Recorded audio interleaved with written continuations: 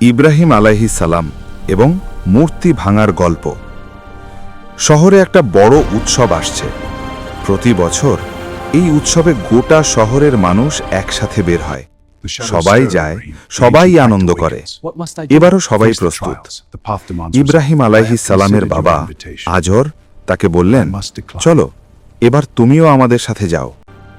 ইব্রাহিম আলাইহিস সালাম বললেন, আমি অসুস্থ।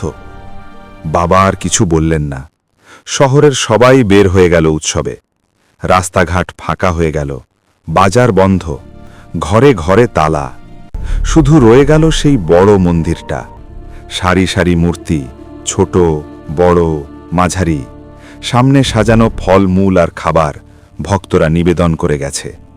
এবং রয়ে গেলেন ইব্রাহিম আলাইহিস সালাম। মন্দিরে ঢুকলেন তিনি। চারদিকে নীরবতা। মূর্তিগুলো সারিবদ্ধ হয়ে দাঁড়িয়ে, পাথরের চোখ, পাথরের মুখ, সামনে খাবার সাজানো। ইব্রাহিম আলাইহিস সালাম সেই খাবারের দিকে তাকালেন, তারপর মূর্তিগুলোর দিকে তাকালেন।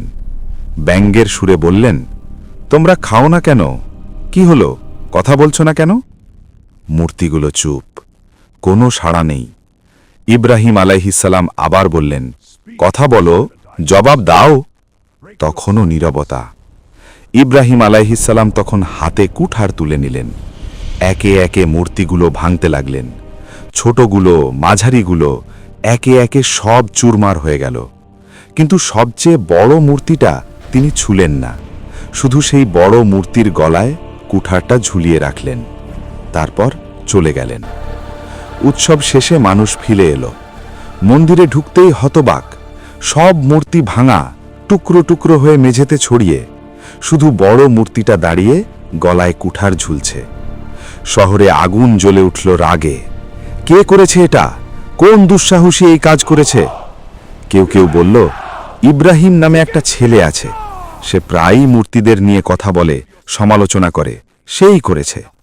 ইব্রাহিম আলাইহিস সালামকে ধরে আনা হলো। বিচার সভা বসল। শহরের সব নেতা, পুরোহিত, সাধারণ মানুষ সবাই জড়ো হলো।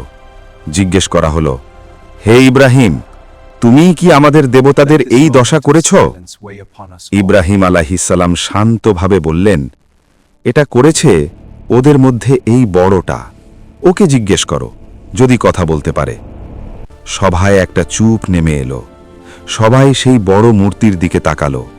মূর্তি দাঁড়িয়ে আছে, গলায় কুঠার ঝুলছে। কথা বলার প্রশ্নই নেই। তারপর ধীরে ধীরে সবার মাথায় ঢুকতে লাগলো, এই মূর্তি কথা বলতে পারে না, জিজ্ঞেস করা যাবে না, জবাব পাওয়া যাবে না। কিছুক্ষণের জন্য নেতারা নিজেদের মধ্যে বলাবলি শুরু করল, ইব্রাহিম তো ঠিকই বলেছে, আমরা নিজেরাই জালিম। এই মূর্তিগুলো কথা বলতে পারে না, শুনতে পারে না। কিন্তু এই সত্য মুহূর্তটা বেশিক্ষণ স্থায়ী হল না। লজ্জা আর রাগ একসাথে চাপা দিল সেই উপলব্ধিকে। তারা উল্টে গেল, চিৎকার করে বলল, ইব্রাহিম মিথ্যা বলছে, এই মূর্তি কিছু করেনি, ইব্রাহিমকে শাস্তি দাও। ইব্রাহিম আলাইহিস সালাম তখন সরাসরি বললেন, তোমরা কি এমন জিনিসের পূজা করো যা তোমাদের কোনো উপকারও করতে পারে না, কোনো ক্ষতিও করতে পারে না? ধিক তোমাদের, এবং তোমরা আল্লাহকে ছেড়ে যার পূজা করছো তাকে। তোমরা কি একটুও বুঝতে পারছো না? এই কথায় সভা আরও ক্ষুব্ধ হয়ে গেল। সিদ্ধান্ত নেওয়া হলো, ইব্রাহিমকে আগুনে পোড়াও। এই গল্পের সবচেয়ে গভীর অংশটা এখানেই। ইব্রাহিম আলাইহিস সালাম একটা কৌশল নিয়েছিলেন। তিনি জানতেন বড় মূর্তি কিছু করেনি, কিন্তু তিনি বলেছিলেন, বড়টাকে জিজ্ঞেস করো, যাতে মানুষ নিজেরাই বুঝতে পারে, যাতে তাদের ভেতর থেকেই প্রশ্ন জাগে। এক মুহূর্তের জন্য সেটা কাজও করেছিল। তারা নিজেরাই বলেছিল, আমরা জালিম। কিন্তু সত্যকে স্বীকার করার সাহস না থাকলে, সত্য দেখেও মানুষ চোখ বন্ধ রাখে। ইব্রাহিম আলাইহিস সালাম পাথর দিয়ে তৈরি মূর্তি ভেঙেছিলেন।